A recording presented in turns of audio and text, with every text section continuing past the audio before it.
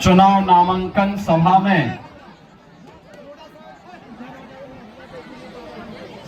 में उपस्थित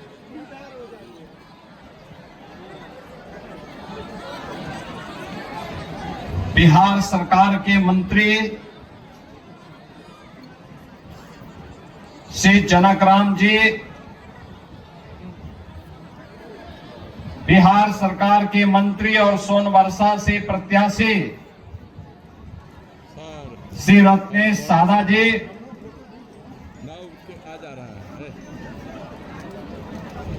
सहरसा के लोकप्रिय प्रत्याशी डॉक्टर आलोक रंजन जी, महासी के लोकप्रिय प्रत्याशी श्री गुंजेश्वर शाह जी, सिमरी बख्तियारपुर से एनडीए के प्रत्याशी श्री संजय सिंह जी,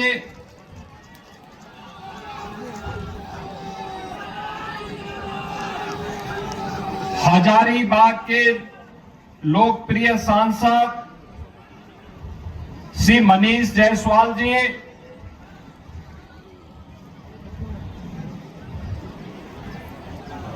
उत्तर प्रदेश सरकार के पूर्व मंत्री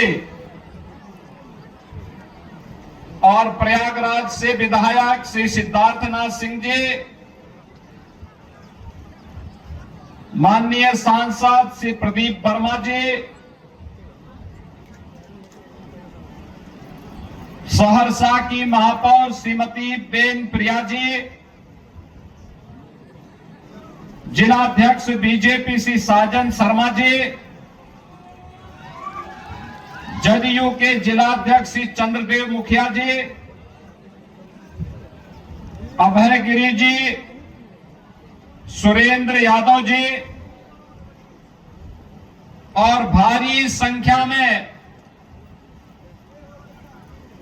सहरसा की इस धरती में उपस्थित इस मिथिला क्षेत्र से जुड़े हुए मेरे सभी उपस्थित बहन और भाइयों, आज मुझे मां जानकी की इस पावन धरा में आप सबसे चुनावी सभा के बहाने ही नामांकन सभा में आने का अवसर प्राप्त हुआ है। इस अवसर पर मां जानकी की इस पवित्र धरा को भगवान बुद्ध की ज्ञान भूमि, भगवान महावीर की पावन जन्मभूमि, विद्यापति की जन्मभूमि और चंद्रगुप्त मौर्य की इस पावन भूमि बिहार की पावन धरा को, जिसने डॉक्टर राजेंद्र प्रसाद जी को, जयप्रकाश नारायण जी को,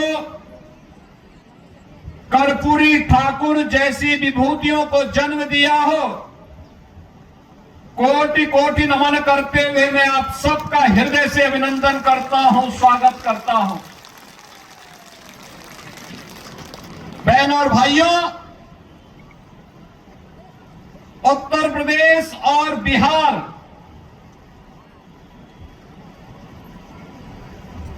ये केवल राम और मां जानकी के मिलन की ही भूमि नहीं है, यह हम सब की एक साझी विरासत, साझी संस्कृति, आस्था और साझे भविष्य का प्रतीक भी है। और उसी साझी विरासत को एक साथ आगे बढ़ाने के संकल्प के साथ मैं आज उस पावन संकल्प के साथ जोड़ने के लिए आपके बीच में यहां पर उपस्थित हुआ हूं। आज से 10 वर्ष पहले, 8 वर्ष पहले जब हम लोग बिहार में आते थे, एक प्रश्न बिहार की ओर से छेड़ा जाता था और वे बोलते थे क्या अयोध्या में राम मंदिर बनेगा? हम लोग कहते थे अवश्य बनेगा, अवश्य बनेगा। यहां का राम भक्त कहता था कब बनेगा। हमारे पत्रकार बंधु भी प्रश्न करते थे कैसे बनेगा, और कांग्रेस और आरजेडी के लोग बोलते थे कभी नहीं बनेगा। हम कहते थे बनेगा, बनेगा, अवश्य बनेगा।